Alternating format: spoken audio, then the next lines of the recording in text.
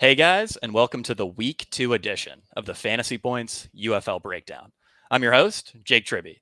I couldn't be happier to be back for Week 2, and I'm joined by my co-host, Millionaire Maker winner, and one of the greatest spring football DFS players ever, Neil Orfield.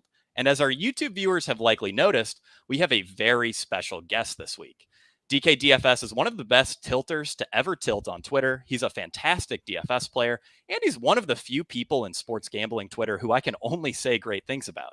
DK, how are you doing this week? Thanks so much for joining the show. Yeah, man. Thanks for having me on. Excited to talk some spring football, some UFL. Week 1 went pretty well, and hoping we can keep it going for week 2.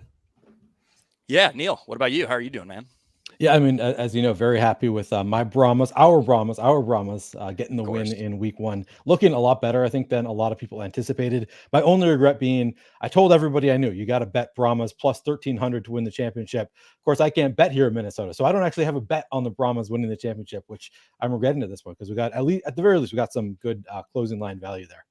Yeah, we definitely got to get Neil into some offshore betting so that he can start laying money down on the Brahmas. But I wanted to kick the show off this week just to briefly discuss some of our hits and misses from week 1. Maybe just one or two things for each of us. I wanted to get things started. Obviously, you know, I think really the biggest miss in our projections, which overall I was really, really happy with, was Devin Gray, who we were higher on Devin Gray than the rest of the industry. And I thought the logic behind that was pretty sound. We assumed this Michigan Panthers offense would be running a significant amount of 4 wide receiver sets. Devin Gray had a 20% target share with this coaching staff last year. It was the Philadelphia Stars wide receivers coach and passing game coordinator, who is now the Michigan Panthers offensive coordinator. We really just projected a very similar offense to what the Philadelphia Stars ran last year. And I was quite shocked to see that the two guys who I assumed were the Panthers' best wide receivers, Trey Quinn and Devin Gray, actually ran the fewest routes on the team among their active wide receivers.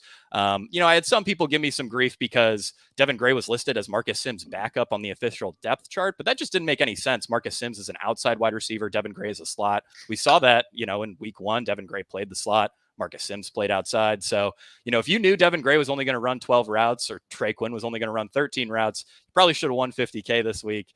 But, in retrospect, I think I would do the exact same thing with the Devin Gray projection, given the information we had at lock. And then in terms of hits, for me, the Memphis wide receivers, I mean, we just absolutely nailed it in our projections. I was all over them in Discord. Vinny Papali, I know, helped Neil out a little bit last week. And I was also pretty high on Dawood Davis, who had a surprisingly strong role that we will talk about a little bit later on in the show. But DK, I'll throw it over to you. Maybe, just give us a thing or two you thought you did well, and then maybe something that didn't go too well in week 1. Yeah, so I guess I'll start with what didn't go well. I would say playing chalk Cameron Harris. Now, I think we got a little bit unlucky there just with the game script. Played a lot of snaps. The opportunities were there, but just a bit of a letdown. As far as hits go, in that first, I believe it was the first showdown, I played the Birmingham Arlington game. I played both running backs from Birmingham. I felt like the backup running backs on the showdown slates were just going way underowned. So it was Pearson that had the really big game. Person, Ricky Pearson, yeah. Yep. So I played both him and Marable together. That ended up working pretty well. I think I finished like 4th in the showdown. So that was a hit, I guess, would be those back running backs in the showdown slate. Yeah, I think that was pretty sharp. Ricky Person's ownership, if I remember correctly, was single digits, which is pretty ridiculous. I mean, even if you were projecting like a 65-35 split, which I thought was kind of a rough median there. Person ended up being a great play. I actually finished second in that showdown thanks to a late stat correction. So that was pretty nice. Neil, what about you? Some things you did well, some things that maybe didn't go great. Yeah, I mean, I played a lot of the chalk that didn't do so well. Darius Shepard, Keem Butler, Cody Latimer, like all these guys that they were chalky, and they were chalky for good reason. I think if you look at the data, none of them hit, so that obviously didn't go well. And as you and I talked about, Jay, one of my bigger misses was I gave myself 20 minutes to make lineups using SaberSim to make lineups for the first time ever in football, and that went really poorly. So I would say one of my bigger hits as far as like the content went. Last week I said I wanted to get up to maybe like 10% Isaiah Winstead. On the show last week I said I'd like to go way over the field on this guy, just wide range of outcomes, make that bet. He ended up as the 3rd highest scoring receiver on the slate. and I had 0% of him because I realized after the fact he wasn't in my lineup pool. So no matter how much I boosted him, I couldn't get there. And I made some mistakes in my building of my lineups, learning SaberSim, which I'm excited to try it again this week now that I have a better understanding of how it works, because it's obviously a cool tool. But yeah, things as far as building my lineups went did not go very well for me last week in trying to use SaberSim for the first time. As far as hits go, I feel like, Jake, you nailed like all of your big stand takes outside of Devin Gray went really well. Like Vinny Papali went really well. Marquez Stevenson went fairly well. Like he didn't score the touchdown, but like he put up he was in the winning lineup. He was actually in the winning lineup. So I thought that went really well. Dawood Davis, as you said. So I feel like all of your like big, like, you know, Galaxy Brain Jake stands went really well outside of the Devin Gray, of course. So I was pretty happy with that. And even I had forgotten that you had said that Ricky Person was somebody you were interested in. I think I actually took a note of like, oh yeah, this guy, Jake, the way he's talking about it makes him sound pretty good. I didn't play any Ricky Person. I kind of forgot about that take as I was building my lineups and regretted that. So in building, I don't think I did very well, but I feel like the content went pretty well as far as some of the bigger stands we took. Yeah, I think it's funny you mentioned Isaiah Winstead, because he was a guy who I threw in Discord, and I was like, don't forget about him in Showdown. And then I swapped off of him in 2 lineups at the very last second, and actually still ended up with the highest scoring non-Isaiah Winstead lineup. But yeah, I went a little too Galaxy Brain there. Unfortunately, it was thrown off by simulation tools telling me that every Isaiah Winstead lineup has a negative projected ROI, and I think maybe that's something I needed to see in week 1, just because, the reality is like the Sims can't fully encapsulate these players' ranges of outcomes just based on a median projection, especially in week 1 where, these ranges are huge. Like we really aren't sure about playing time. So, an important lesson for me going forward.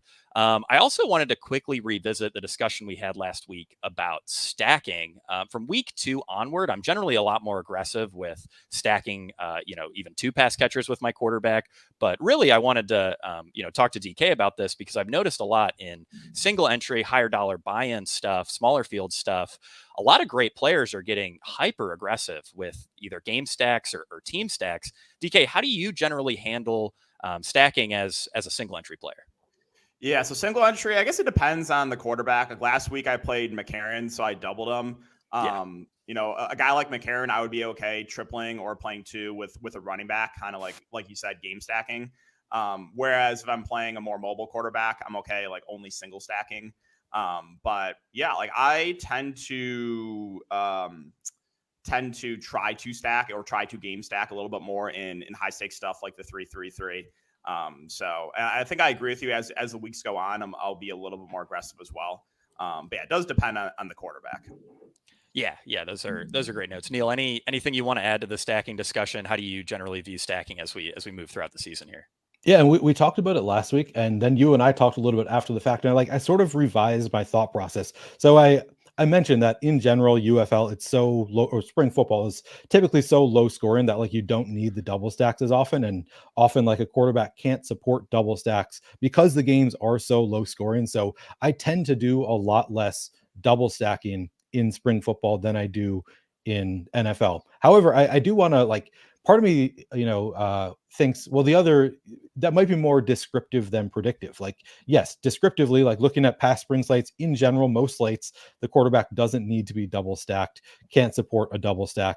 But I also think if we ever have one of these offenses really separate from the field, you're going to gain a huge advantage by double stacking. So like if our Brahmas end up being just like dominant, you're going to want to be double stacking every week.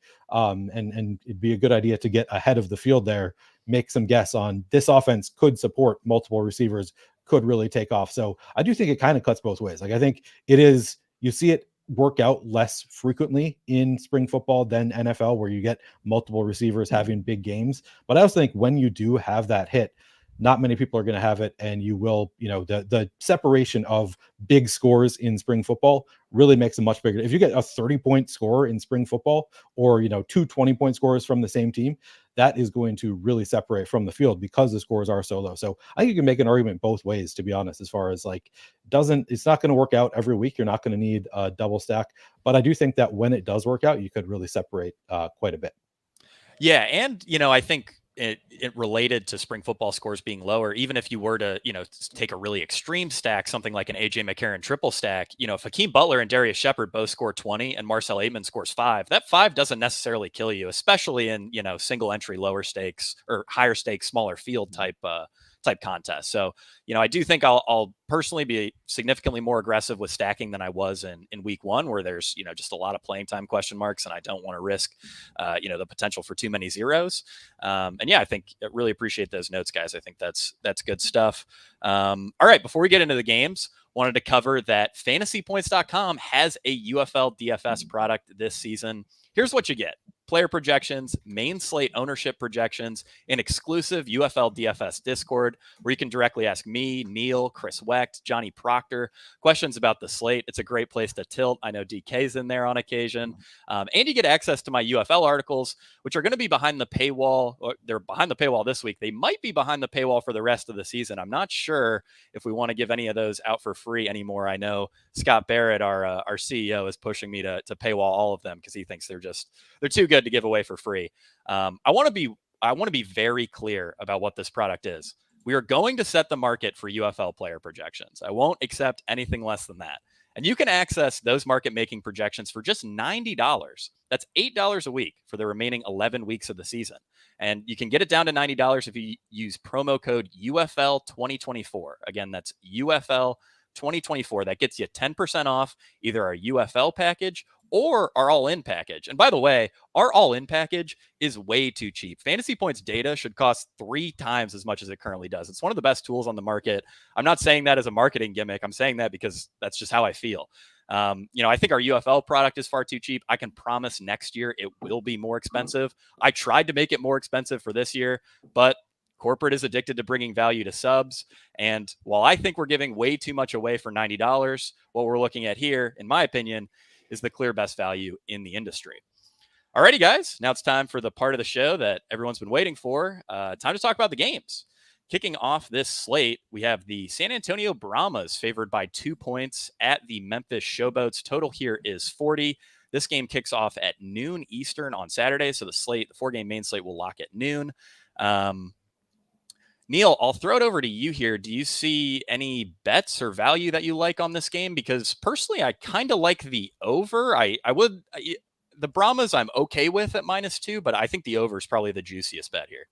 What did you say the total was? 40. Oh, 40. Yeah, I kind of like that. I think the Brahmas, the offense is really strong. They didn't need to throw a ton last week, but if they, if they aren't playing with the lead, maybe they throw a little bit more. So I like the over there. I'll take the over. And of course, I'm always betting on the Brahmas. So take the Brahmas always. But yeah, I think I like the over on 40 as well. Yeah, definitely can't fade the Brahmas. DK, any thoughts on that line? Yeah, I would probably lean over or, take San Antonio -2 would be if I was going to bet on the game. Yeah, I think the one edge this game has is that, San Antonio is a really good offense, and Memphis, I mean, maybe they'll be an average offense this year, but they move fast. They're going to run more plays than anybody else. So that should help lean over. And I think I've only made one bet so far. I do think I'm going to add the over to that after this show. Injuries here. Sage Surratt was limited early in the week with a hamstring injury. He had the same designation in week 1. He looked totally fine, so I really wouldn't be worried about that. Dawood Davis also popped up on the injury report with a chest injury. He's been limited all week in practice. I don't think this is any more than just some bruised ribs. I mean, I couldn't spot anything in the game where he came up in obvious pain. This is something to note. I'm still not too worried. Head coach John DeFilippo did tell the media he's really not concerned about any of his team's injuries this week. So overall, I don't think there's much to worry about, but that is important to note.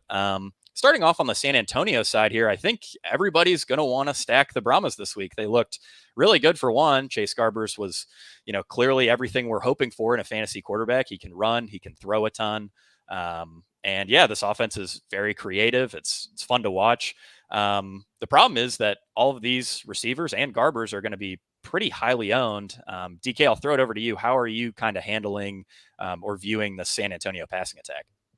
Yeah, so it's going to be interesting because I think this is probably going to be one of the more popular stacks for sure, just the way the Garbers and the offense played last week. Kirkland, Stevenson, and Smith all played majority of the game. That is a good thing, right? Like they rarely rotated it out. 54 snaps for Kirkland, 48 for Stevenson, and then Justin Smith played 55 to 56 snaps. So I think any of those wide receivers are in play. Smith is the cheapest at 3.4, kind of a boomer bust type guy, but he's cheap enough where he allows you to get some of the other stars that you want into your build. So I think he's a reasonable punt play. And then, Kirkland, Stevenson, obviously viable as well. I think point per dollar, it's a bit easier to get to Stevenson at 6.8. But yeah, the concern here is the ownerships. I think this is going to be one of the more popular stacks of the slate. Yeah, it's going to be difficult to find Garber singles or Garber's double stacks that are unique individually. I mean, Justin Smith is projecting as a pretty strong value across the industry. Obviously, Kirkland and Stevenson are pretty solid. For what it's worth, head coach Wade Phillips did say he wants to get the tight ends more involved. Now, Alize Mack and Cody Latimer combined for 1 target last week. So more involved might not mean a whole lot in terms of actual fantasy production. But, Cody Latimer's a team captain. We know he's one of the most talented pass catchers on this team. Neil, what about you? How are you kind of viewing these Brahmas wide receivers, considering they're, going to be some of the chalkiest players on the slate? Yeah, I mean, we have Justin Smith projected for just 9% ownership, so not an extreme amount of chalk going to Justin Smith, and he actually led the team in routes run last week at 27. Now that's not a ton of routes run relative to some of the other teams on the slate, but the fact that Justin Smith is 3,400, led the team in routes run. He's only targeted 3 times, but I think that, that's a 1-week sample size. I think it's at least promising that he ran a lot of routes. So I do think Justin Smith is pretty interesting at just 9% ownership at 3,400, given how involved he was last week. Obviously, Kirkland targeted 9 times last week, looked great. 61 receiving yards on 8 receptions and a touchdown. We have him at 35% ownership, and that would not surprise me just given how involved he was last week. Stevenson looks good. I think that the 2 that I'm the most interested in are Justin Smith and Cody Latimer, just because, as you said, I like the fact that he was only targeted once last week, only had 1 reception, because I think that is just a small sample size thing. I could make a strong bet here on Cody Latimer and be completely wrong, but I suspect that they're going to want to use Cody Latimer more. The fact that Wade Phillips came out and said he wants to use the tight ends more, and we know he's so talented. And I think last week probably brings the ownership down somewhat on Latimer. I think those are the 2 that I'm the most interested in from a contrarian standpoint. I guess the most interested in relative to the field, I should say, because I do like Kirkland. I think 35% ownership is totally fine on Kirkland. 26% is fine on Stevenson as well. My guess is I'm close to the field on those 2. I think I see myself getting overweight to the field on 9% Justin Smith. And actually, I guess we have Latimer at 30%. If he does come in at 30%, I'm probably not really going to be above the field there. I might be right with the field. I'm at least hopeful that maybe our ownership projection doesn't factor in recency bias enough. But I guess we'll find out if that is the case. I know Chris is working on the ownership projections. He's going to do a better job than I am at that. But I'm at least hopeful. There's a chance that Latimer comes in lower owned than we have him. Yeah, I think, just being self-critical about these, I may end up lowering Latimer a bit in our stuff. I mean, I do think he's going to be popular. I think a lot of people are going to want to attack this offense, and maybe some people will, or maybe the overwhelming thought will be, hey, Latimer bombed last week. Most people might lean Stevenson, Kirkland, so I'll lean towards Latimer. The one concerning note that I had on Latimer was that he did lose some routes to Alize Mack. They clearly want Alize Mack involved in some capacity. So Latimer wasn't quite a full-time route share. He was around 65-70%, if I remember correctly, because Alize Mack was unfortunately stealing some routes. And then Justin Smith, I think what's going to end up suppressing his ownership is just that he, in a lot of scenarios, ends up either posting a 0 or scoring 2 points. I mean, he's can certainly drop 15, and I think he's a pretty exciting value overall because a lot of the targets that he gets are deep down the field. But yeah, there are a lot of scenarios where he just does absolutely nothing for you. But at 3,400, that doesn't necessarily kill you. This backfield to me is really interesting. We saw, in terms of weighted opportunity, a pretty even split between John Lovett and Anthony McFarland, which was nice. To me, it really looked like John Lovett is their clear red zone and goal line back. He had a fantastic rep on a 1-point conversion at the end of the game, where he, just absolutely mauled a couple guys. I think the team's going to lean towards John Lovett as their, goal line back. Granted, Chase Garbers is still going to steal inside the 10 carries, but, that means John Lovett actually projects pretty well for us. And, to find a guy, especially at the running back position in spring football, who's sub 6K, who could score multiple touchdowns is genuinely rare. DK, I'll throw it over to you. Do you see much value in John Lovett, especially on a slate where I think all the high-priced running backs have pretty clear flaws? Yeah, not a lot of standout running back plays. So I think I may be looking to spend down a bit at the running back position this week. And Lovett is definitely one of those guys you got to consider. You outsnap McFarland. He's cheaper. Again, I think he'll get a lot of those short yardage carries, red zone carries. So I think he's one of the better running back value plays in the slate. McFarland at 8.5. I think the ceiling is higher on him. I think he's the more talented back, obviously the better pass catcher, but a lot harder to get to him at that price point when Lovett's like $3K cheaper. So yeah, I'm in agreement with you. I think Lovett right now standing out as one of the better kind of punt running back plays on this slate. And if you need some salary relief, perfect guy to plug in.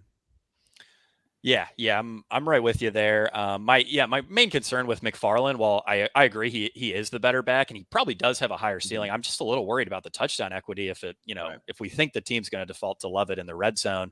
And I don't know, maybe they won't. We did see last year's Houston Roughnecks rotate backs a decent amount in the red zone. Granted, they did lean more towards Max Borghi. Neil, any thoughts on this backfield before we move on to the Memphis side? Yeah, and so I should mention that I only play large field GPPs in general. So all of my analysis is kind of centered more around large field GPPs. And I got to say, like McFarland, the fact that he is 8,500, it looks gross. As we noted, 11 total opportunities each for McFarland and Lovett. So they were pretty split as far as, last week, 9 rush attempts for McFarland, 10 for Lovett. 10 routes run and 2 targets for McFarland, 8 and 1 for Lovett. So pretty split there. But we have McFarland currently at 2% projected ownership. If he did come in at 2% projected ownership, just given what we saw last week, I would love it. I would jump in on 8,500 McFarland in a large field GPP. Not somebody I would play in a high stakes contest, like where it's a smaller field, you don't need to take a big stand, but certainly has the upside. So if he comes in anything under 5% ownership, I'm going to love McFarland and definitely get above weight to the field there. But I do agree with you that just in general, like a smaller field contest, I would be more inclined to play Lovett. I still like Lovett for a large field contest. We still don't have a crazy amount of ownership, just 6% going to Lovett. So I really like the 6% ownership on Lovett, given that he had, again, 10 rush attempts, ran 8 routes last week. That is pretty strong for $5,700 and in a very strong offense. So certainly both are very much in play for large field GPPs. Yeah, I could see Lovett maybe pushing for 10% ownership because he is projecting as a decent value. But McFarland, I mean, he just projects so poor that I really wouldn't anticipate much more than like 5% ownership on him. And I do think it does make some sense in the $15, especially if, maybe Lovett's red zone usage last week was kind of just a one-off thing and they lean more towards McFarland in the red zone, or it's an even split and San Antonio puts up 35 points. It can, you can see ways that Anthony McFarland certainly gets there. And he did look good last week. All right, moving on to this Memphis side. This is a passing attack that features, 4 players where we have target shares pretty flat between them: Jonathan Adams, Sage Surratt, Vinny Papali, and Dawood Davis. Personally, I like Dawood Davis. My reasoning is, very clear in my article. It's baked into our projections. I will say though that, this is kind of like a St. Louis Battlehawks type situation where when a team's stacked with wide receiver talent and they all play a ton, you could really see any of these guys going off in an individual week. So I wouldn't be surprised if, last week Dawood certainly got, he led the league in targets, 25% target share, which was 4th highest among all players. But I wouldn't be surprised to see the team lean more towards Jonathan Adams, who was the only wide receiver on the field when they went into one wide receiver sets. Vinny Papali's in that Johnny Dixon role from last year, which was extremely valuable, one of the most valuable roles in the 2023 USFL. And then Sage Surratt, I mean, we know that he can be an absolute stud. I believe he finished last year's USFL season priced around 8,800. So I think you could really make an argument for any of these Memphis pass catchers. And that probably makes Case Cookus the 3rd or 4th most popular quarterback on the slate, certainly behind McCarron and Garbers. Neil, I'll throw it over to you here. How are you kind of viewing this Memphis passing attack? Are you tempted to play like Case Cookus stacks here, maybe more so than Garbers or McCarron? How do you think they stack up?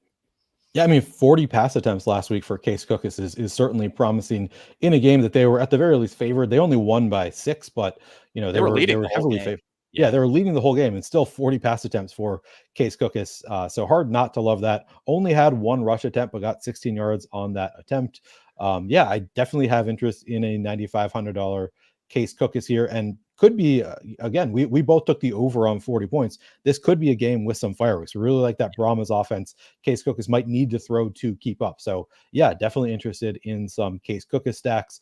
As far as the stacking options go, I mean, I noted that Justin Smith led the Brahmas with 27 routes run last week. Well, that would have been tied for fourth on the Showboats. Jonathan Adams, 42 routes run, Dawood Davis, 38, Sage Surratt, 36, and then Vinny Papali, 27. Even Lee Morris ran 21 routes, and he's 3,500. So yeah, I really like these options. Obviously, Dawood Davis, just 6,600, 38 routes run, 10 targets last week.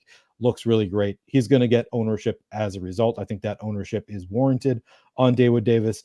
Jonathan Adams, I mean, he's 8,100, so you kind of have to pay for the opportunities there, but he did run the most routes on the team at 42. He was targeted 5 times last week. So I do think Jonathan Adams a very strong stacking option, or one, you can play all these guys as one-offs as well. Sage Surratt, just 6,100, 36 routes run, 7 targets last week. A lot of guys with a lot of opportunity. And then Vinny Papali, again, your great call last week, Jake, ran 27 routes, was targeted 6 times, very involved in the offense. Even Lee Morris, I would say the first 4, Adams, Davis, Surratt, Papali, all make my lineup pool if I'm playing 20 lineups. I think Lee Morris makes my lineup pool if I'm playing 40 lineups. I probably have at least one share of Lee Morris at 3,500, just because, again, he ran 21 routes, was targeted 3 times. Looks, relative to his teammates, that's not a ton, but relative to some other teams, that's actually decent usage for Lee Morris as well. So really like Jonathan Adams, Dawood Davis, Sage Surratt, Vinny Papali. Lee Morris, if you're MME and large field stuff, I would have some shares there. Yeah, Morris is certainly a little interesting. He's a guy that I'm kind of right on the fence on if he's going to make my player pool or not. I do just think those top 4 guys soak up so much usage, and I could see any of them going off in an individual week. DK, do you have a lean there, or anyone that you're kind of looking at in single entry? Yeah, I like Surratt, 6.1. I kind of like getting on guys that underperformed, but the usage was there in week 1, and that was him. He had 2 catches and 7 targets, played a majority of the game, as Neil said. So right now, not getting a ton of ownership. I think he looks like a pretty good option in the mid range. You mentioned Davis. I think he stands out as one of the better plays as well. And then I think the ceiling is very high in Jonathan Adams. We've seen it throughout the years, spring football. This guy does have a massive ceiling. I think he's their wide receiver 1, 4 catches and 5 targets. Just a little bit tougher to get to him because of the price point. But I think of the receivers in this team, I think he probably has the highest ceiling. So this is another team that's going to be pretty popular. This first game in general, I think will be pretty popular, both sides of it. So yeah, a lot to like here on the passing attack. Yeah, I think it's worth noting that among the kind of stud tight ends on this slate, most of them are pretty heavily discounted versus their price last season. If you look at the biggest gaps between, week 10 salaries to now, it's pretty much all these tight ends, Sage Surratt, Jay Sternberger, guys along those lines. So just another quick note on those tight ends. And, tight ends actually pretty deep in the UFL this year, which I can certainly appreciate. This backfield, man, it was disgusting last week. Darius Victor played almost every snap prior to a 4th quarter ankle injury, and he averaged about 1 yard per carry. He looked terrible. That said, his workload was really good. The offensive coordinator did say he wants to get RB3 Trey Williams more involved. I thought Titus Swen, the RB2, just looked significantly better than Darius Victor. So I wouldn't be surprised if Victor was less involved this week. But, Victor's a team captain. The team clearly loves him. This coaching staff has leaned bell cow heavy historically. This is a tough spot for me where, we're projecting Victor. I think he's our overall RB2 on the slate. His median usage is probably pretty strong, but I see a ton of downside risk. I think you can also see plenty of upside, though. I mean, this should be a team that runs more plays in the red zone than anyone else, and Darius Victor is pretty clearly going to be their guy in the red zone and up close to the goal line. I'm just not sure if he's capable of a run more than 5 yards at this point.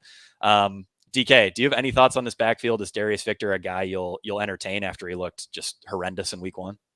Yeah, you mentioned it. I mean, those are the opportunities really that makes Victor appealing. Now, the question is, again, he didn't do a ton with them, so I assume that they're probably going to get other guys involved. You mentioned Trey Williams. I don't believe Trey Williams is not active week 1, was he? Or I don't. He was returning kicks and punts. Okay. He didn't. I don't believe he took an offensive snap after Victor went down. It was all Titus Swen. Okay. Yeah, so that's the concern is, they said they want to get him a bit more involved. So does that mean like 3 guys are in the backfield? If that's the case, it could make things, pretty gross. So a little bit torn here again, because the week 1 usage was good for Victor. Just he didn't do a lot with them. And then again, if they're going to get Troy Williams involved, I think that makes Victor a bit riskier. Yeah. I have a hard time disagreeing. I will say, though, that I still think, even after that disaster performance, Darius Victor probably has the best touchdown upside of any running back in the UFL, especially just given the way Memphis runs their offense. Neil, how do you feel about a very gross Darius Victor? Yeah, I would love him if he were coming in. If we got a discount due to how bad he was last week, which I feel like we should get a discount, but we currently have him at 25% ownership. I still think that's probably fair. Like, I don't know if I love any running backs on this slate. Like, there's nobody that I'm all that confident in.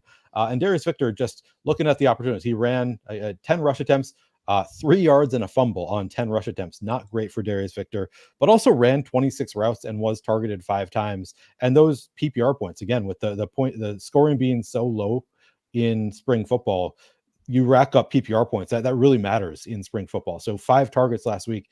That is, I'm a little bit worried that he's going to lose some volume to Trey Williams. As you said, they talked about wanting to get Trey Williams involved. Titus Swen looked okay last week also.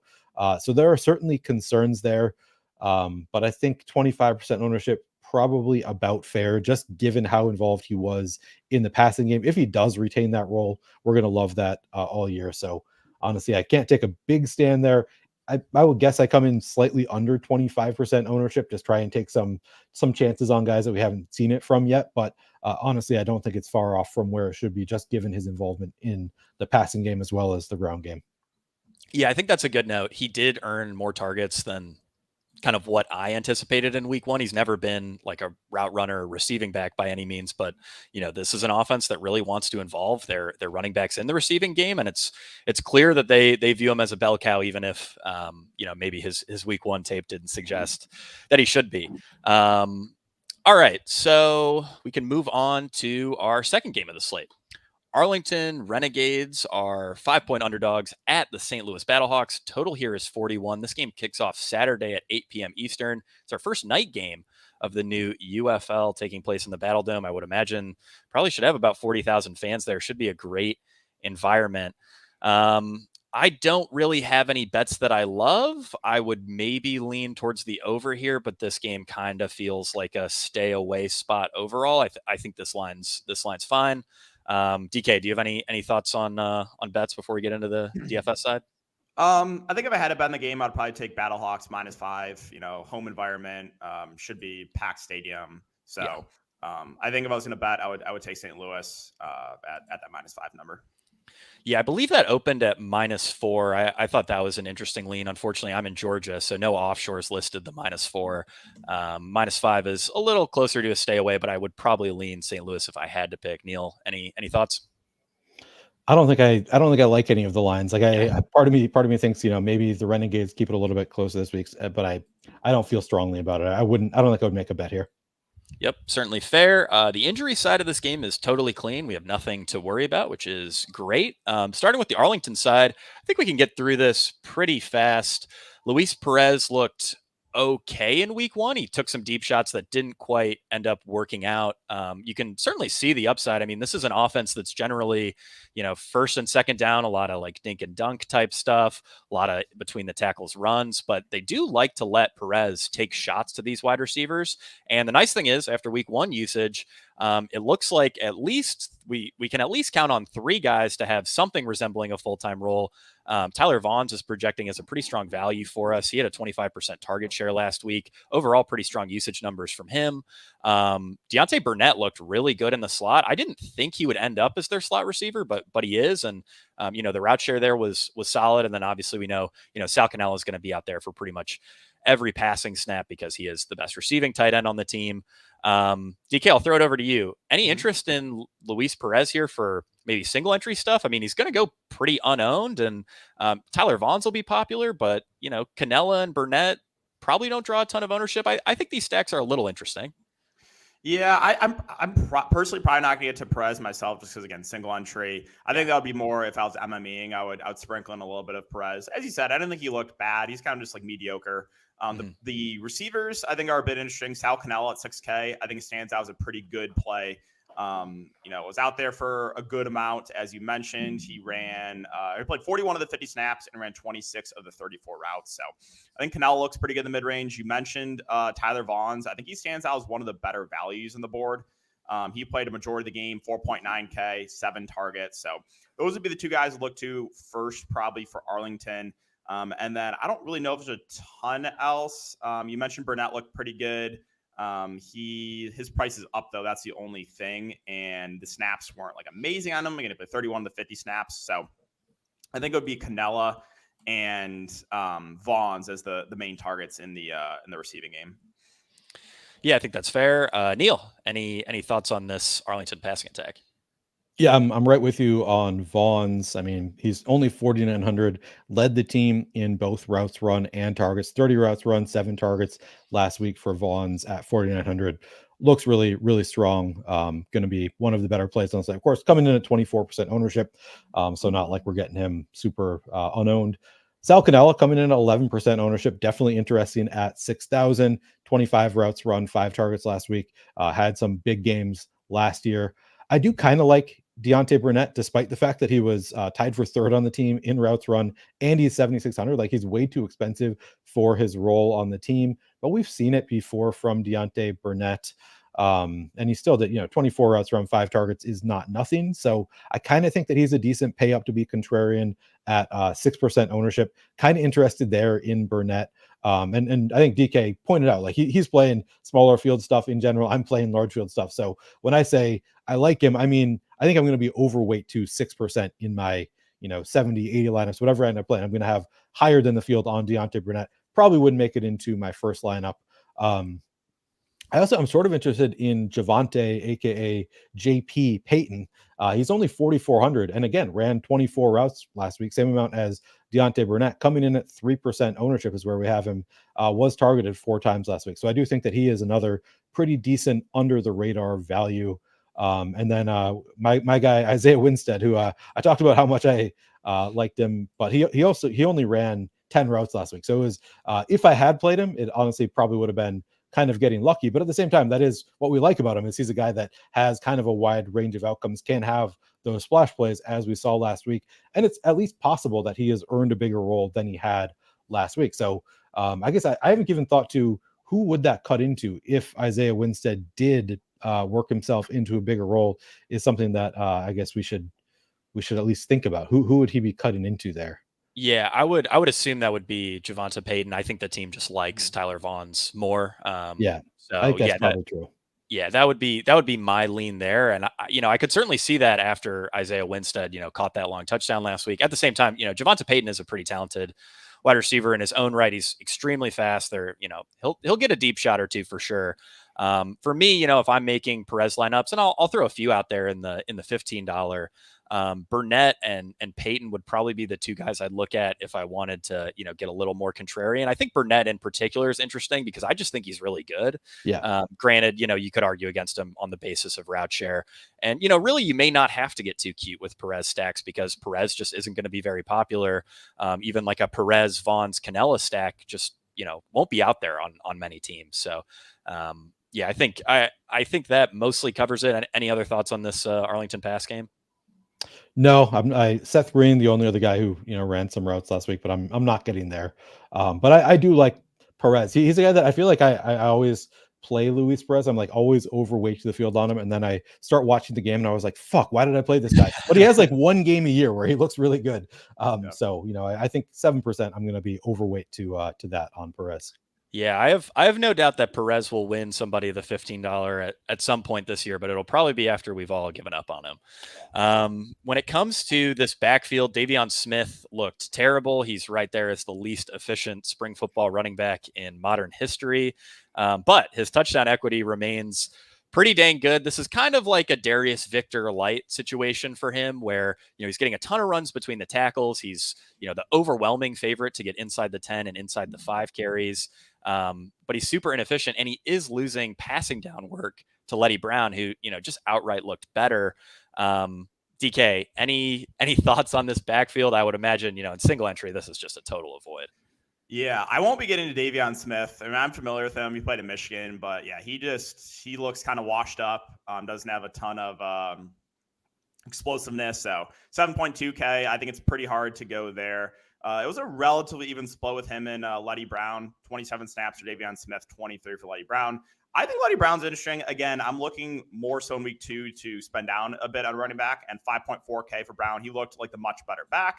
I think he's the better receiving back as well, and he's at a reasonable price point. So I think like Brown is a pretty similar play to what like John Lovett is on San Antonio. Yeah, I think that's fair. Personally, I would lean more towards Lovett and Ricky Person a bit if I'm playing a backup running back, but I could certainly see a bigger role for Letty Brown. I mean, Davion Smith was a big disappointment, and we have seen historically this Arlington coaching staff is a little willing to get away from guys who who just haven't been efficient. Granted, they do seem to just love Davion Smith for whatever reason. Neil, any thoughts on this backfield before we move on here? Yeah, I mean, we have Davion Smith all the way down to under 12% ownership, which is right in line with where he was last week. I do think that he's the kind of player that people watch him and they're like, oh my God, there is no chance that this guy is ever going to do anything. Yeah. So we could see the ownership come down even further. And if it did, like at that point, if he were 7% owned, then I might have some interest in Davion Smith just based on volume. And, even though he's not very good, he could just score a touchdown or two. We saw it last year. Like there were games where he would go completely unowned despite the volume and then suddenly score 2 touchdowns. But in a vacuum, I'm definitely more interested in Letty Brown. Just looking at, we have Letty Brown projected for 5% ownership. So less ownership. He's 5,400 to Davion Smith at 7,200. And just like the trajectory, I think it's more likely that Letty Brown earns more opportunities than Davion Smith. We saw it happen last year. There was a period where I believe Letty Brown took on more of a role from Davion Smith. I could see it happening again this year where the coaching staff they're watching the same game as we are. Like at some point they got to say, Davion Smith doesn't have it. So maybe we see Letty Brown take on a bigger role. So yeah, I think he is in play of the backup running backs. I think that I would, if the ownership does come in where we are, Letty Brown 5%, Davion Smith 12%, I'd flip them. I would want to have 5% Davion Smith, 12% Letty Brown in MME portfolio.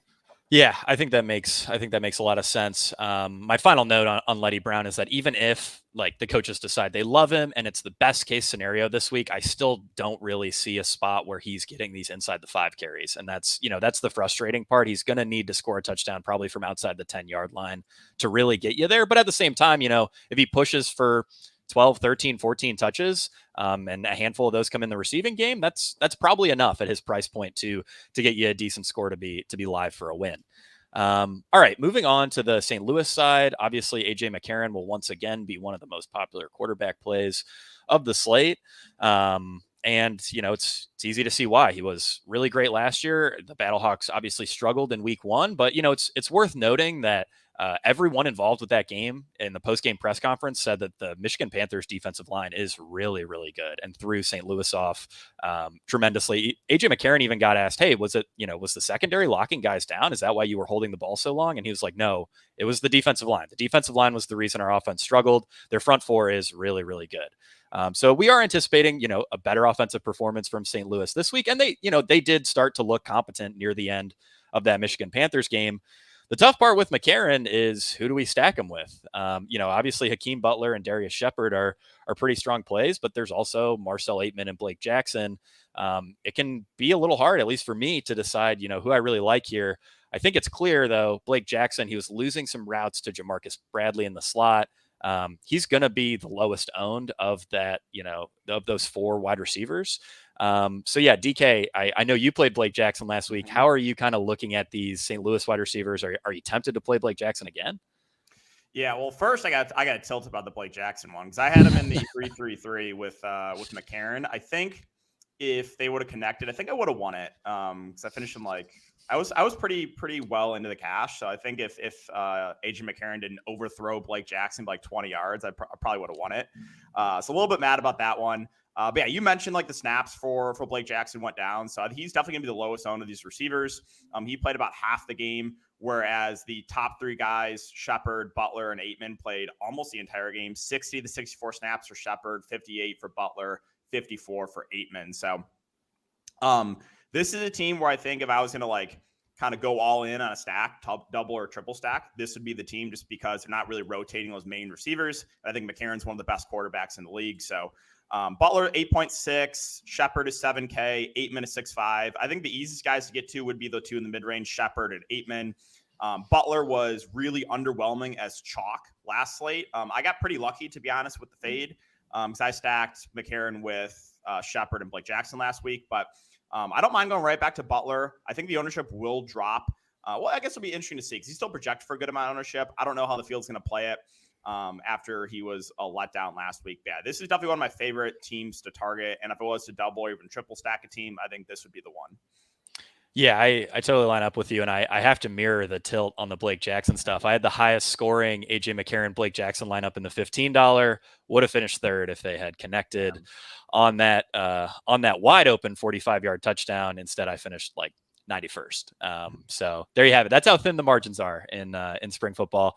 Neil, what about you? How do you feel about these Battlehawks wide receivers and more broadly AJ McCarron?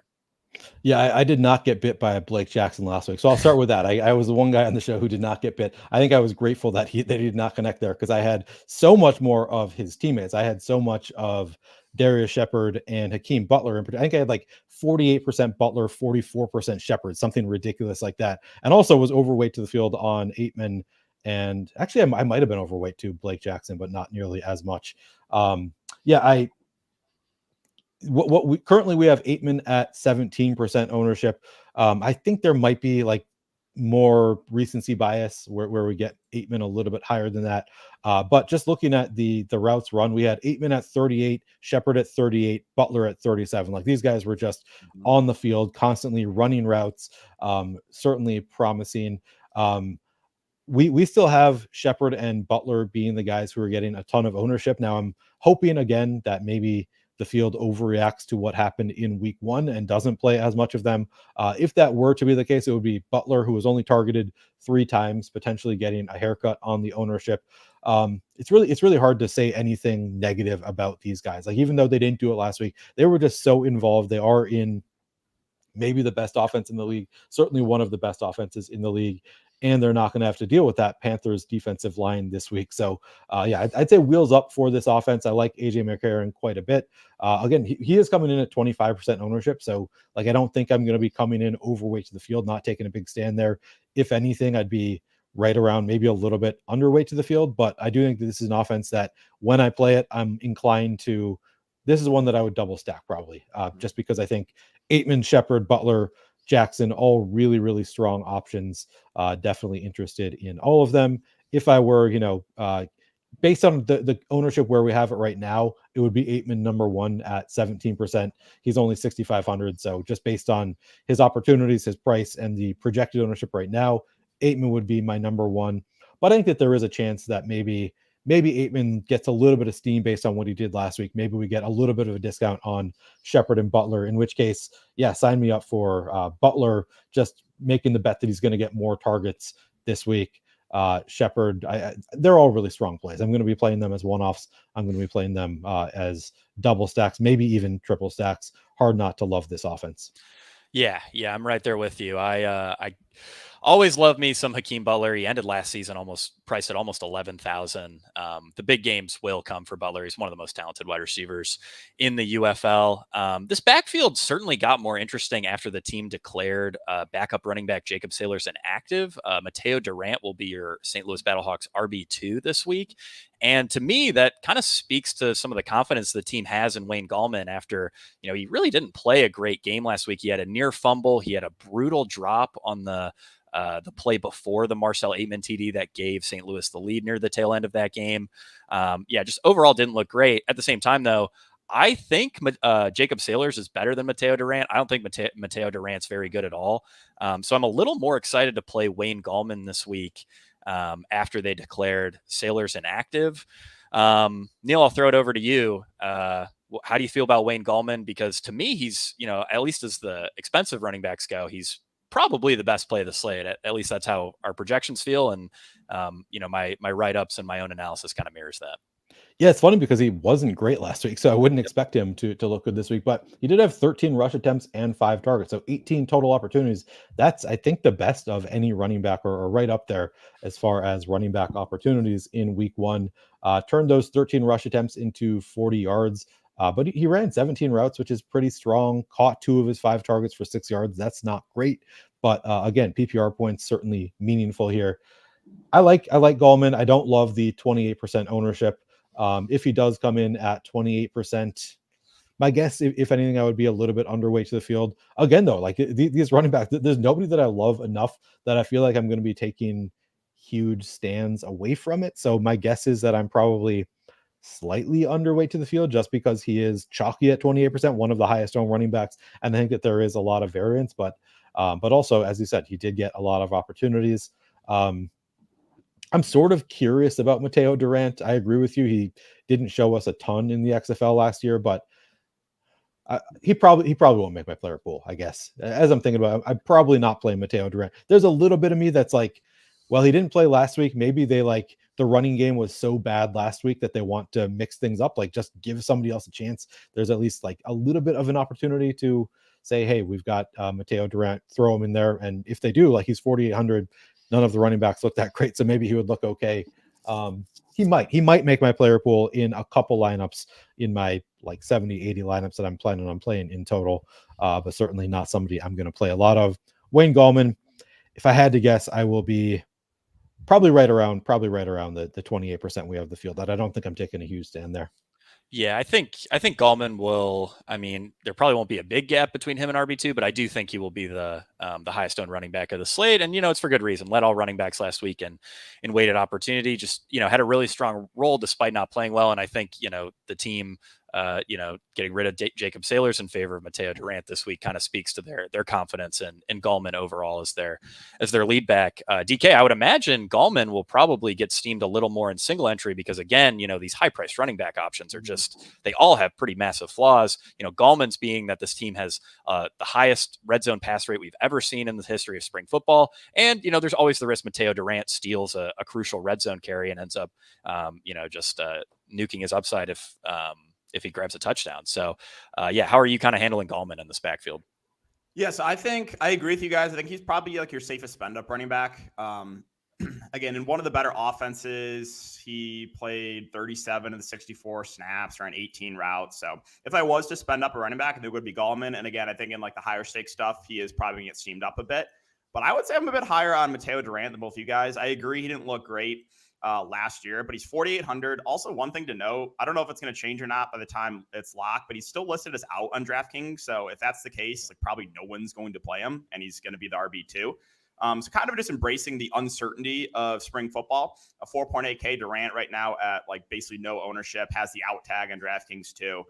So I'm a bit higher on him than I think you guys, just because I think like, neither running back looked great, Gallman or Sailors. So maybe they tried to incorporate Durant a little bit more, give him a little bit more, touches since he didn't play last week. So Gallman, I agree, probably one of the safest backs right now on the slate, but I'm a bit higher on Durant. I think both of you guys are.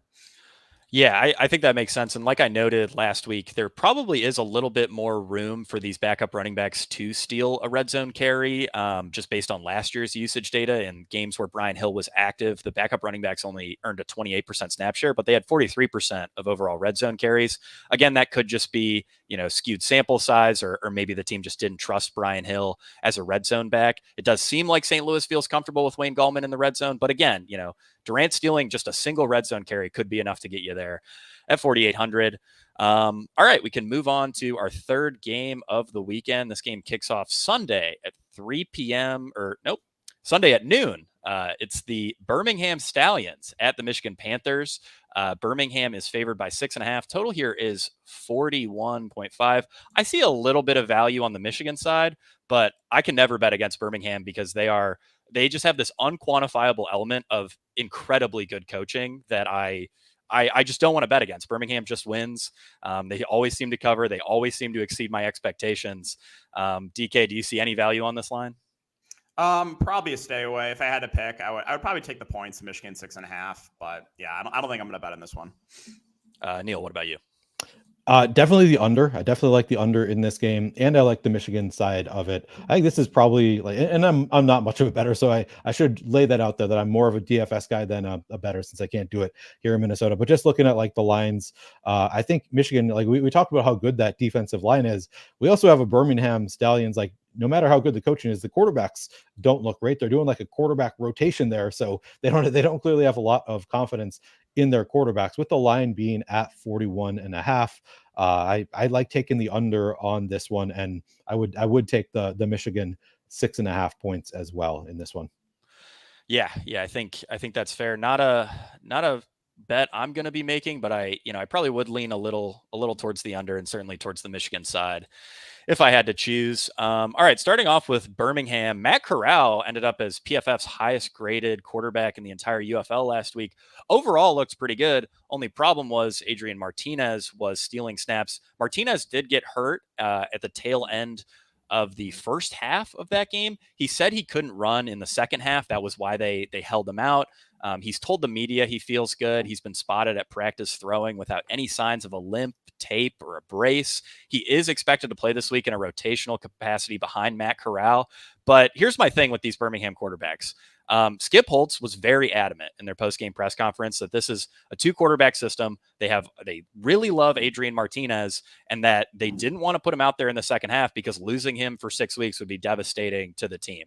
I'm not sure I necessarily agree with that, but that's how their coaches view this. So I think you could make an argument that at least for like the $15 GPP, you could, make lineups with the idea that the team might just be overly cautious with Adrian Martinez, hold him out for, either the entire game or most of the game, give Corral the vast majority of the snaps because they clearly value him. In that case, I would put Corral in a similar tier to McCarron and Garbers if we could project him for every snap, probably right below those guys. He would be a pretty strong play. At the same time here, I think the median is probably a 70% snap share for Matt Corral, with Martinez coming in, stealing a good amount of rushing work. I really wouldn't be surprised to see him steal, rushing work near the goal line. So that makes it tough. Neil, how do you feel about, Matt Corral? And then we'll get to these Birmingham wide receivers. I think you laid it out pretty well. Of like, I think I'm probably not playing any Matt Corral just because it is a rotation. We're expecting it to be rotation, but this is a like follow the news kind of situation where if we get any indication that Adrian Martinez might not play, I'm with you. Like it would be wheels up for Matt Corral just based on like we've got him at 5% ownership. I think that's probably reasonable.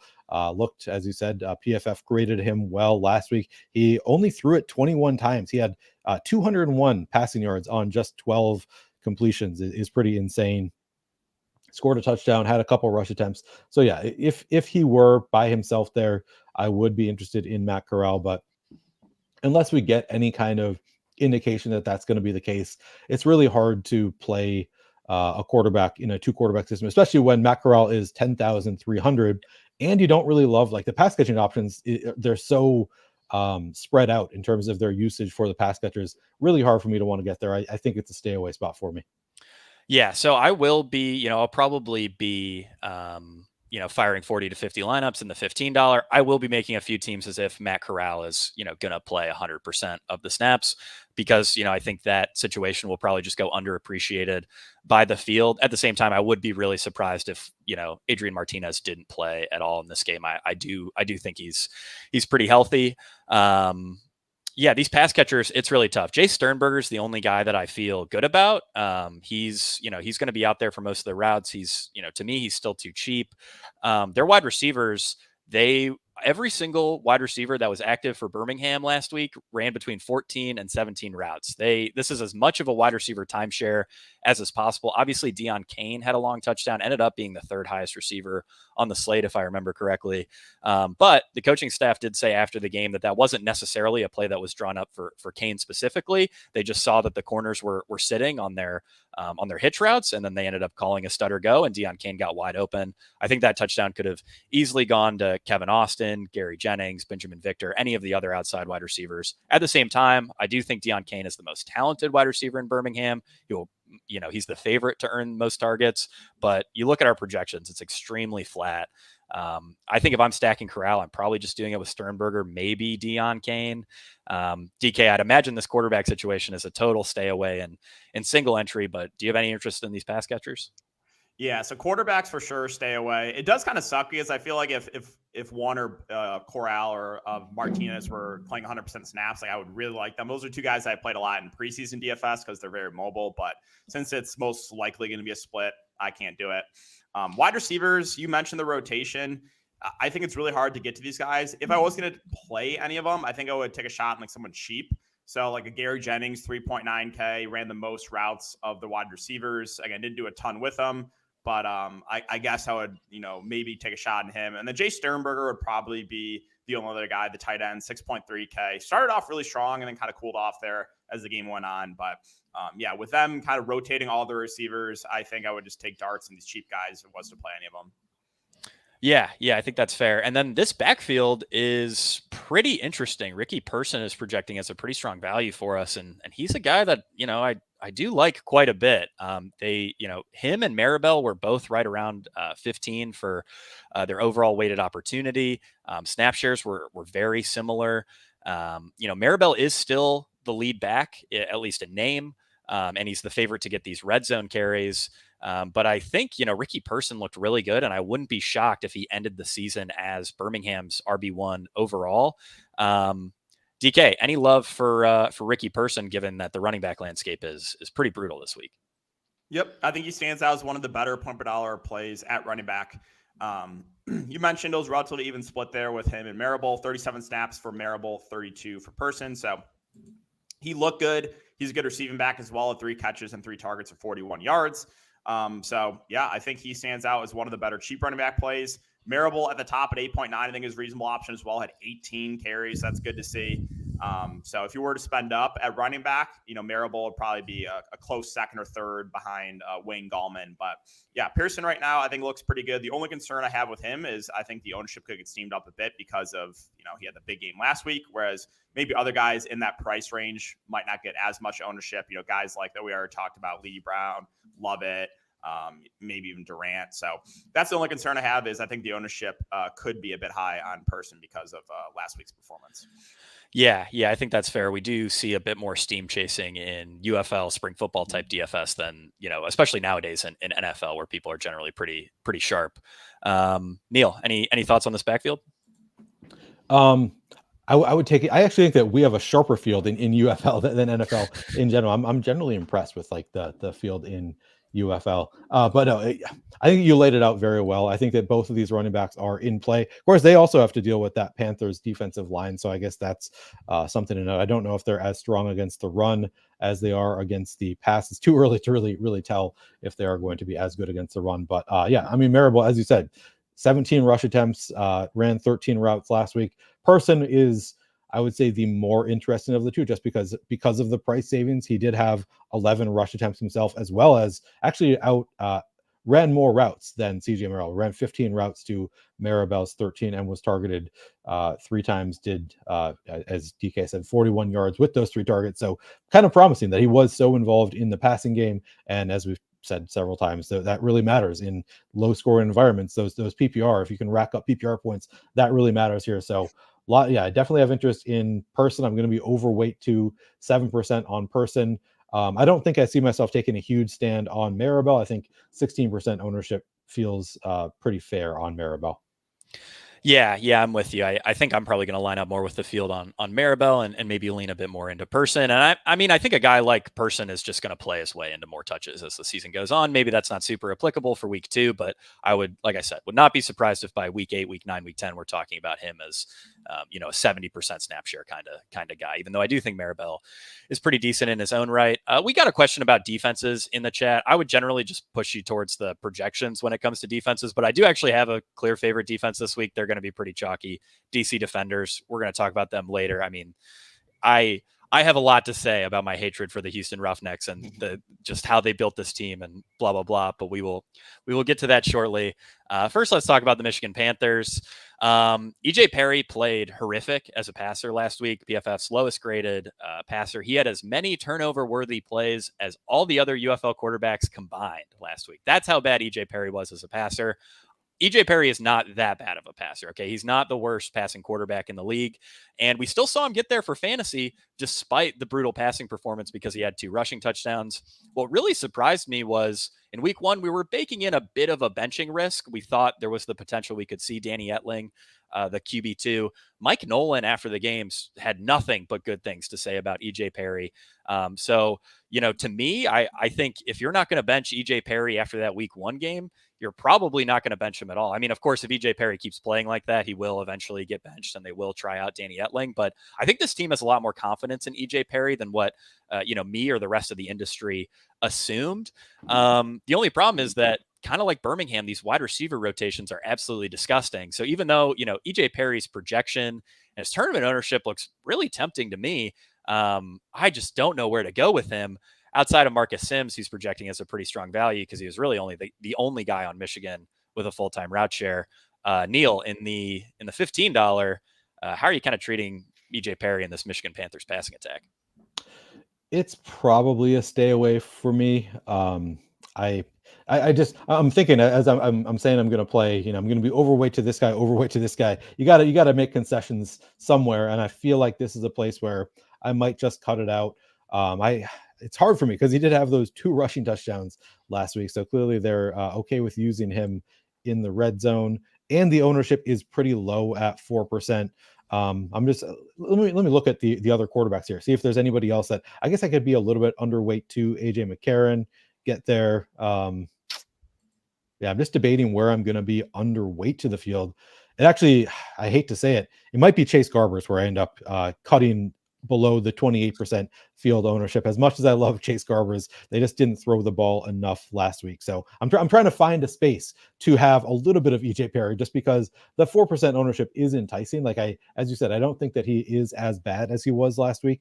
So I'm changing my mind. I'm going to be underweight to the field sadly on my favorite player, Garbers, and overweight or try to get to about the field 4% on EJ Perry, because I do think that is such reasonable ownership.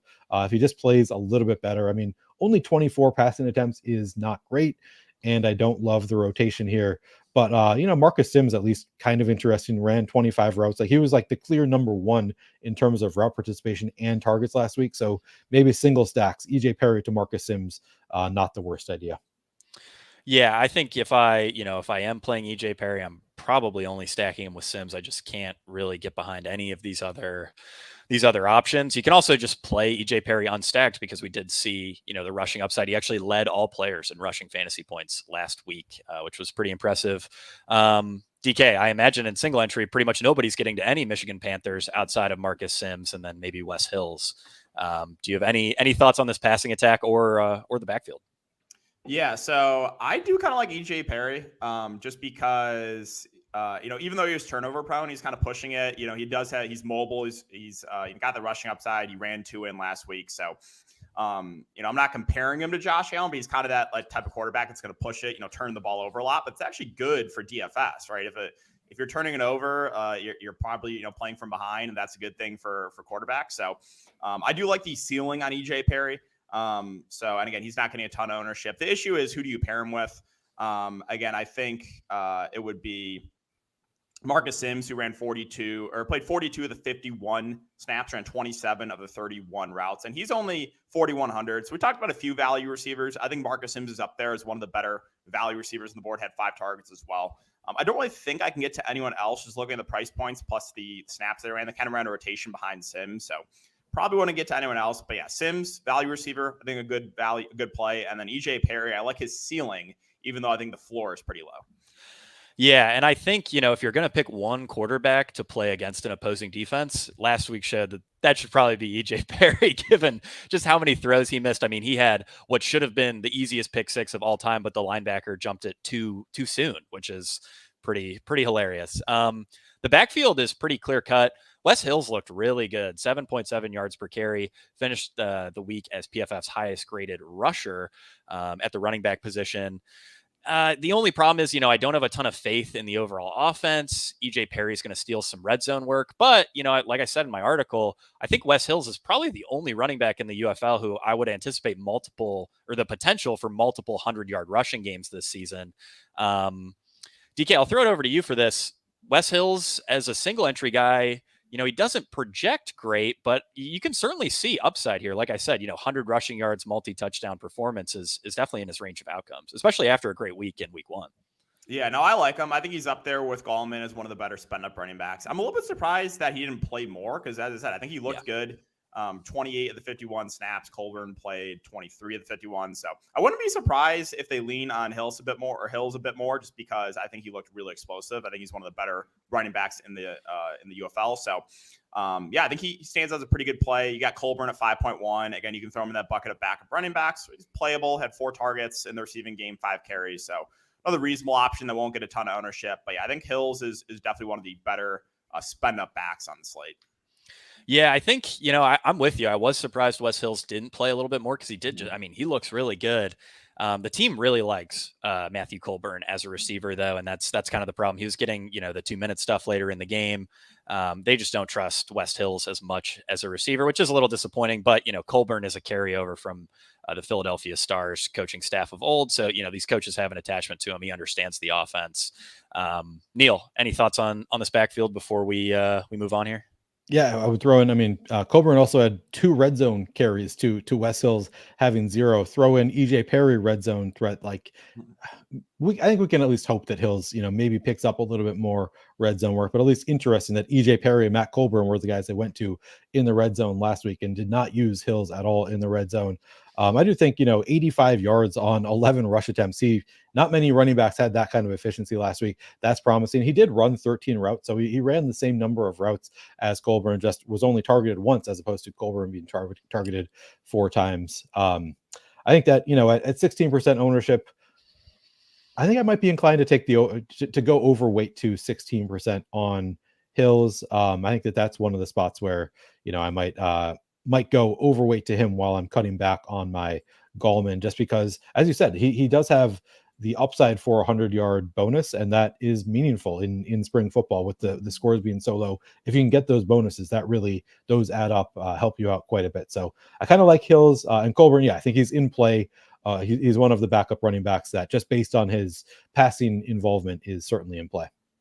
Yeah, I certainly prefer some of the other backups we've already mentioned to Colburn, but I would agree that he's in play, and I definitely want to mirror what Neil said in regards to the bonus. 3-point bonuses are very, very rare in spring football DFS. So anyone getting to 100 rushing or receiving yards or 300 passing yards, it's worth half a touchdown, and it's worth even more in spring football. Yeah. Alrighty, guys, so we can move on to our final game of the week. Houston Roughnecks are a 5-point underdog at the DC Defenders. Total here is 40.5. This game kicks off Sunday at 3 p.m. Eastern time. I have a very clear lean when it comes to betting. I think the total is about right. I actually got DC minus 4.5. I'm more than fine with DC minus 5. I think the Houston Roughnecks are a total disaster. I'll get into why shortly, but DK, I'll throw it over to you. Any value you see on this line? Yep, I'm in agreement with you. I would bet DC for sure. I think Houston's probably the worst team in the UFL. So DC playing at home, totally fine taking the points there. Yeah, DC has a really strong home field advantage, and they have an entire section of fans who throw lemons at the opposing players. So that's pretty good for home field. Beer snake too. Yeah. Oh yeah, the beer snake. That's going to get the people going. Neil, any value you see on this line? Yeah, definitely with you on DC taking those 5 points. This is probably my favorite spot on the slate as far as DFS goes. I'm loving DC here, loving that. I don't think I don't have a strong lean on the over under. The 40.5 seems about right, just because I really like DC and really think the Roughnecks are bad. So I think that the over under seems about fair, but I'm with you taking the points, or taking DC minus 5 points over the Roughnecks. Yep. So in terms of injuries here, Houston side, Mark Thompson has not practiced all week. He alluded to being healthy enough to play on Twitter, which his Twitter's pretty entertaining. I would recommend following him if you follow one spring football player. I would recommend Mark Thompson because he has some interesting things to say. But I will say that it seems extremely likely that he sits because he hasn't practiced all week and he wasn't listed on the team's official depth chart. So that's worth noting. Again, if Mark Thompson plays, I'll just mirror what I said last week. He's the Derrick Henry of spring football, but in, Derrick Henry in a really bad Titans offense would be, the parallel to Mark Thompson. And then on the DC side, wide receiver Vincent Smith is back practicing in full. He was dealing with an elbow injury. It does look like he'll play this week. He's listed on the depth chart. But I wouldn't expect much here. He's behind Kelvin Harmon and Ty Scott on the depth chart at outside wide receiver. This does muddy the outside wide receiver rotations a bit for DC. I wouldn't be shocked if Vincent Smith earned something like a 50% route share. But again, I think, his median is probably significantly lower than that. I would anticipate he plays the least out of all of DC's outside wide receivers. But like I said, it does muddy how we're projecting it, and it makes things a little tricky. All right, so we'll start off with the Houston Roughnecks side, and I will apologize immediately because I hate this team. I hate analyzing this team. I hate doing projections for this team. I hate every single thing about this team. Curtis Johnson is the biggest liar out of all the head coaches. Nothing he says can be trusted. Their quarterback, Guarantano, is, I find, very annoying. He takes his helmet off at every stoppage. He's going to get penalized for that at some point. I hope it comes in a big moment and costs them the game. As someone who owns Houston Roughnecks merch and used to be a Houston Roughnecks fan, I'm quite disappointed in this iteration of the Houston Roughnecks, but unfortunately we have to talk about them for fantasy football purposes. For me, this team is basically a total fade. Guarantano does have some athleticism, which is like a little tempting for DFS. I mean, I could see you trying to justify him in the $15 as like, yeah, he could get there on rushing work. When I rewatched the film, I noticed that when he was escaping the pocket, which he actually is really good at, he was mostly escaping to throw. He wasn't escaping to run, and he didn't seem very aggressive as a rusher overall. Was pretty eager to slide, pretty eager to get out of bounds. So that's disappointing for a guy who, just is not there at all as a passer. And then when it comes to these wide receivers, Justin Hall is the best wide receiver on the team, I think, by a pretty significant margin. And then I think Isaiah Henney is pretty clearly the second best wide receiver on the team. The only problem is that this team is really dumb and the usage isn't necessarily going to be there. We have a decent projection for Justin Hall.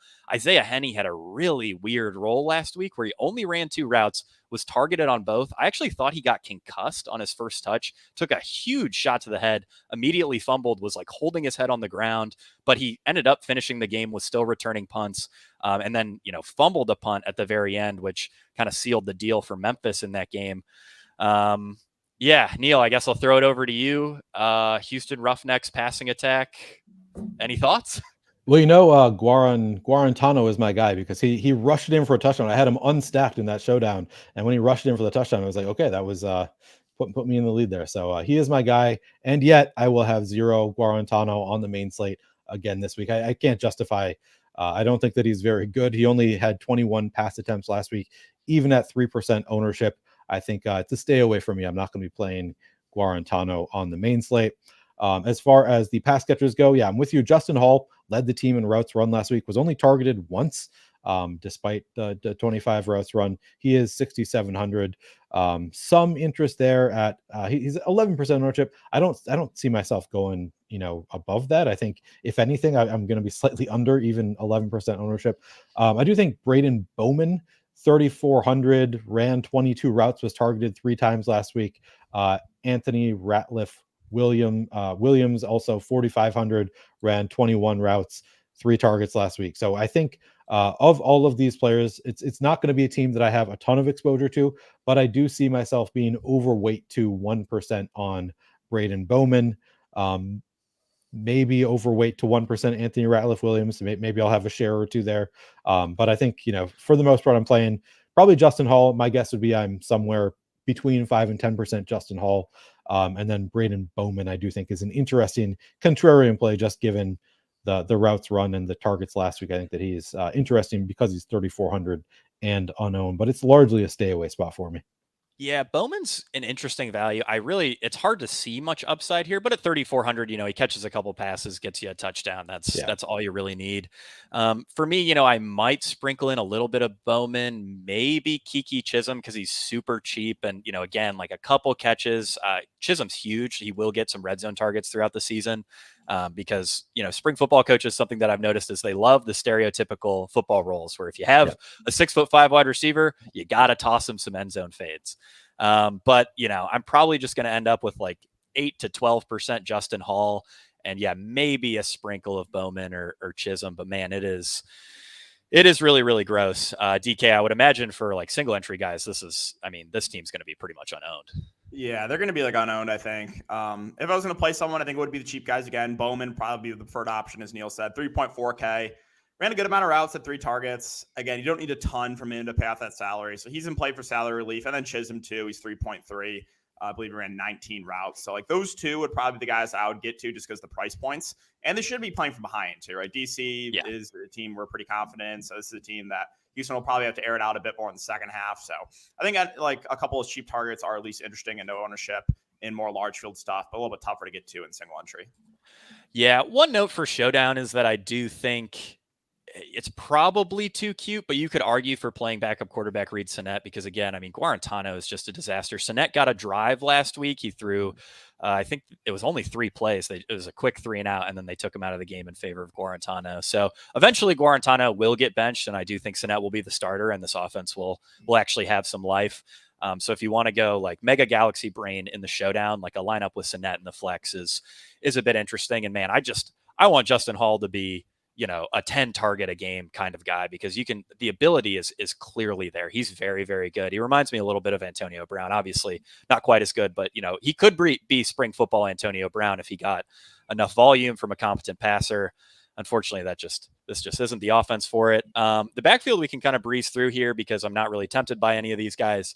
TJ Pledger is our projected lead back here, but the guy who really surprised me last week was Kirk Merritt, who actually had really great usage for a running back that head coach Curtis Johnson, like I noted, huge liar, said the team was really only interested in using in third down situations, or at least that they viewed him as, a third down back pretty much exclusively. His lone carry came inside the 5. That was when Houston was in a bit more of a, playing catch up scenario. So I wouldn't anticipate like a significant number of inside the 5 carries, but it's an interesting note. And his receiving role was very strong.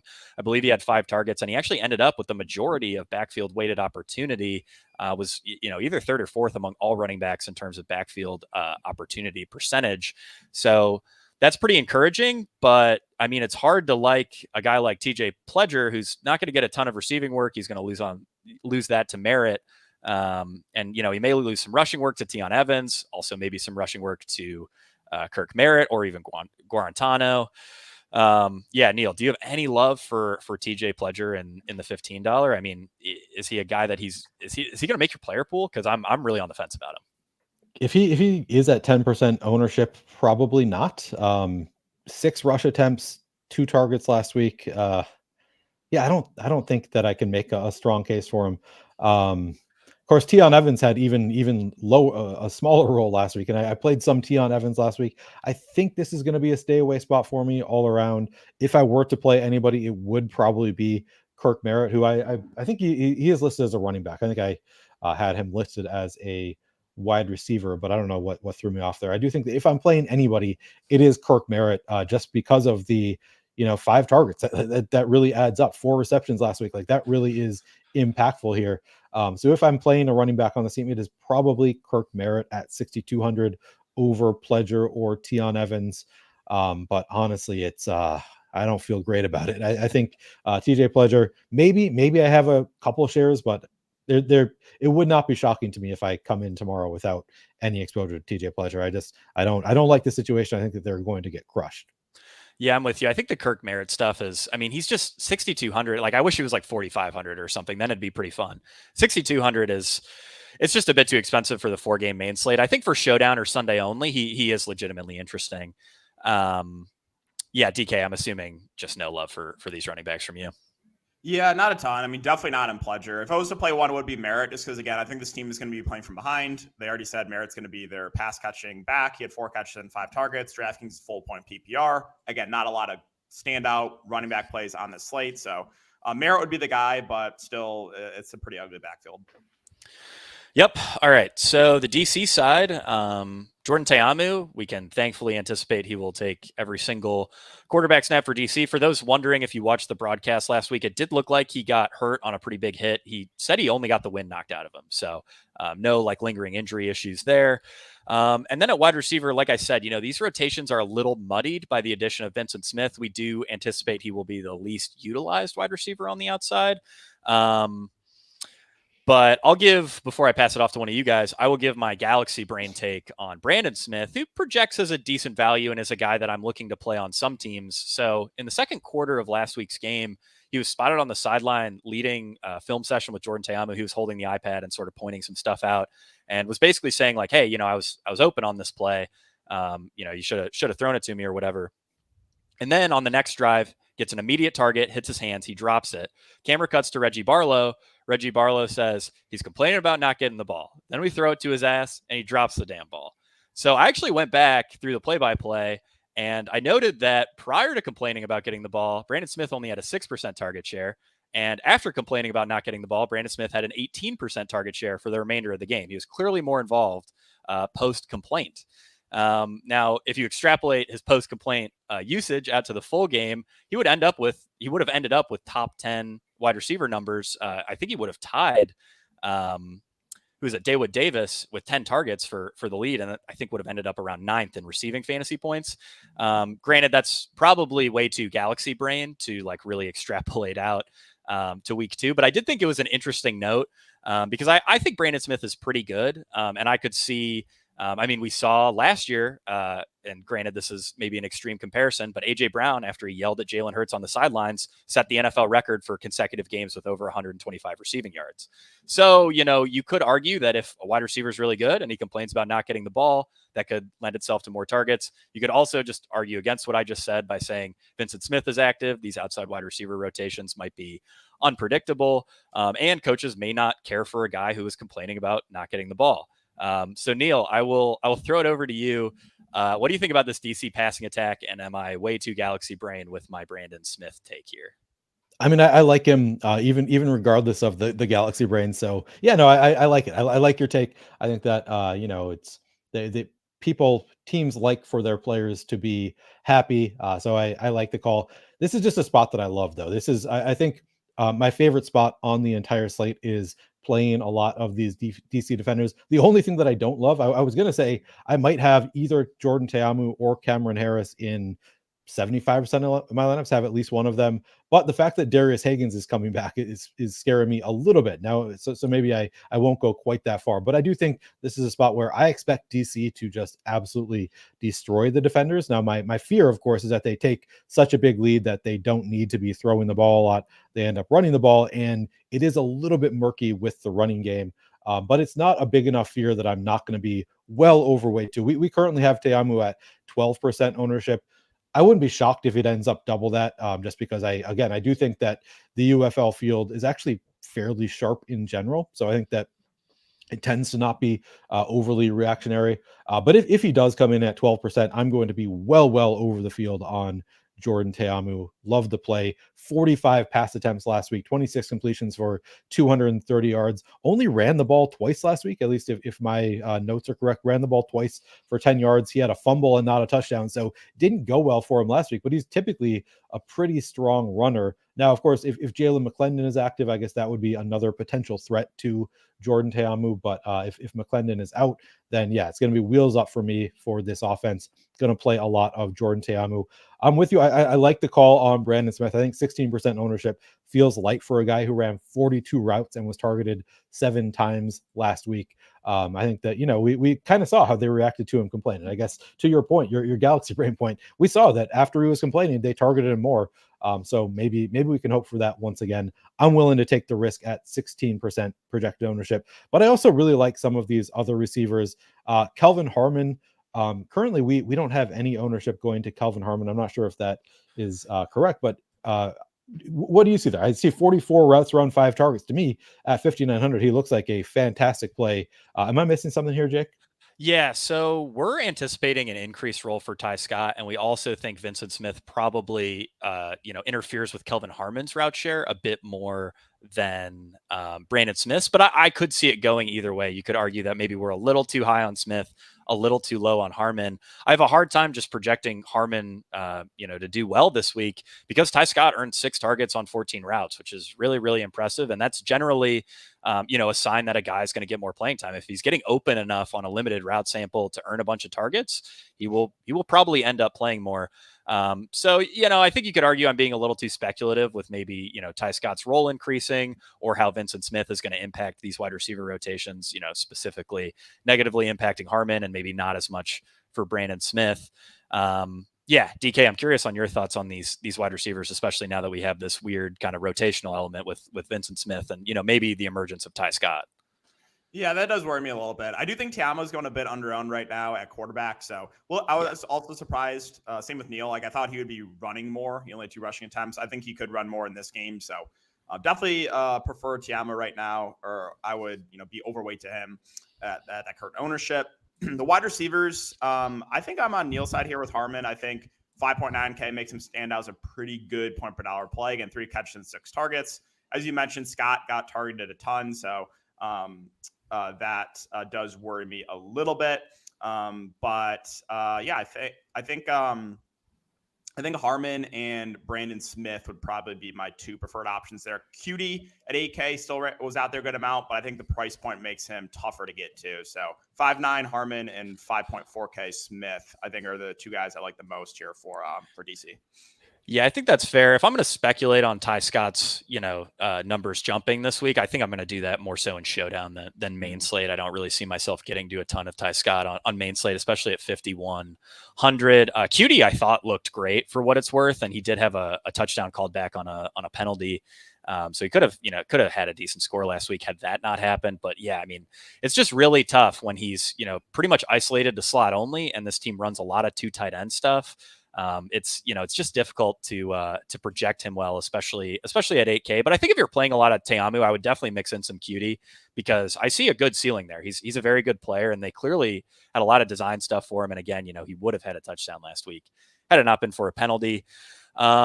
This backfield is also a little muddied because the team has said that Darius Higgins will be active this week. Reggie Barlow acknowledged the struggles in the rushing game for the defenders in week 1. So I wouldn't be surprised if they wanted to get away from Cameron Harris a little bit. At the same time, I also don't think the team has much love for Darius Higgins. I mean, they brought in Zaquandre White like a week and a half before the season started to see if he could be, either their RB1 or RB2, and then they pretty quickly cut him. So, it's going to be Cameron Harris leading the backfield. Last week, he's a workhorse, so he gets a ton of carries, not a lot of work in the passing game, good snap percentage. Worst case scenario for a workhorse running back like Cameron Harris is negative game script, exactly what we saw happen last week. This week, though, should be basically the best case scenario. DC should be up the entire game.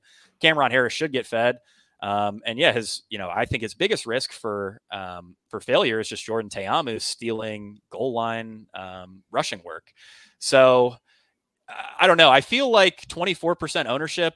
Initially, I thought that was a little high, but the more I think about this game, the more I think people are kind of going to, see it in the way I just outlined, where it's like, look, this is probably going to be perfect game script for a guy like Cameron Harris, even though he burned everyone last week. DK, I'll throw it over to you. Any thoughts on this backfield? Yeah, so if you told me for sure that Cameron Harris played like similar snaps as last week, then I would be all over him. But again, Haggins being there it does worry me a little bit, and Harris wasn't super productive in his touches, so that's the concern. Haggins himself, since he's most likely to be active, if there's 3 running backs active, probably wouldn't take a shot on him. I would be more inclined to take a shot on backup running backs, so there's only 2 backs active. So Harris, again, a little bit torn on what I want to do. Again, if you told me he played similar snaps, I think he'd be a pretty good play, but does worry me if they're going to have 3 running backs and they kind of run a rotation. Yeah, I think that's fair. Neil, any thoughts on Cameron Harris or this backfield? Yeah, so it was interesting. I'm reading James Larson's tweet. He said, I spoke with XFL Defenders head coach Reggie Barlow about some of their struggles at running back in week 1, sorely missing Abram Smith. Coach said they're expecting running back Darius Higgins to suit up, who was inactive this past week. Higgins was with the Steelers this past NFL preseason. I think it's at least interesting that in response to like, what are you going to do to fix your running back troubles. He brought up Darius Higgins, which to me like maybe makes it sounds a little bit more likely that Darius Higgins is like, okay, let's try this other running back. Like, let's get this other guy involved who wasn't there last week. That's maybe galbraining a little bit, reading too much into what he said. But it's interesting that that's where he went, as opposed to like, well, we need to work on the offensive line. It's like, we're going to try this other, like brings up a different running back who's going to be active this week, which concerns me as somebody like, again, I'm also like, I want to play Cameron Harris just because I do think they could just absolutely dominate this game and just run like the entire second half. And I think Cameron Harris is probably the most likely to do it.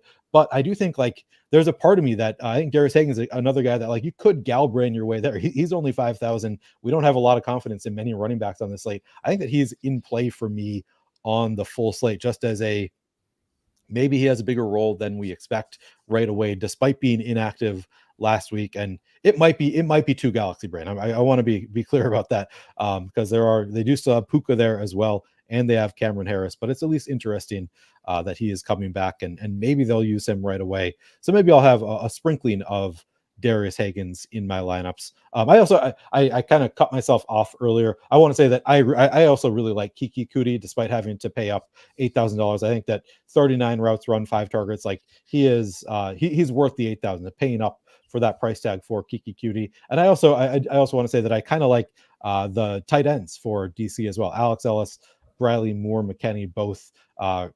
Ellis 21 routes run, Briley 20 last week, and 6 targets to Ellis, 4 to Briley Moore, McKinney. So I think that they are both in play as far as like cheaper tight ends as well. Wanted to throw that out there. Yeah, no, I think that's sharp. These tight ends have really good touchdown equity. We didn't see it last week, but we did see it in previous, or the 2023 iteration of the XFL. I believe these tight ends combined for 7 or 8 touchdowns in total. So pretty good touchdown equity out of these cheaper guys, which I can certainly appreciate. And if you're concerned about Te'amu ownership, you really only have to get away from a guy like Brandon Smith to be pretty unique there. Yeah, I think Darius Higgins isn't going to make my main slate player pool for me. He's, if I'm speculating on him, it's going to be showdown or maybe Sunday only. That could be pretty interesting because I would imagine a better bet for those, certainly. Yeah, he'll be like pretty much unowned no matter what slate we talk about, because we just no site can project him well. But all right, guys, unless you guys have any other thoughts, I think it's time for us to get out of here.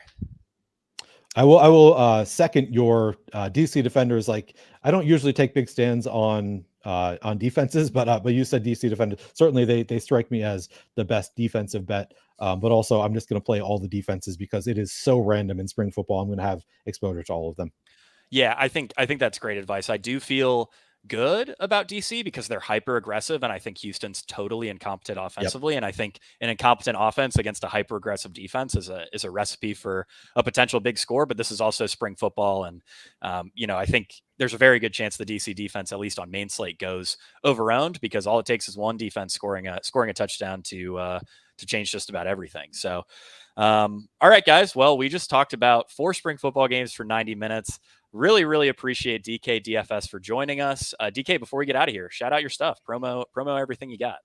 Yeah, so you guys can check me out on YouTube, DK DFS, doing some NBA content right now. And then on Twitter, DK__DFS, giving out some plays, tilting a bit. So if you guys want to check me out, you can do so there. Yeah, DK is a fantastic Twitter follow. I'm not a big NBA guy, but I always appreciate a great tilter, and DK is certainly one of those. And he's a really talented gambler too. So I would highly recommend following DK DFS over at all his stuff. And yeah, thank you so much, guys, for tuning in to the Week 2 edition of the Fantasy Points UFL Breakdown. And I will see you all at the top of the leaderboards.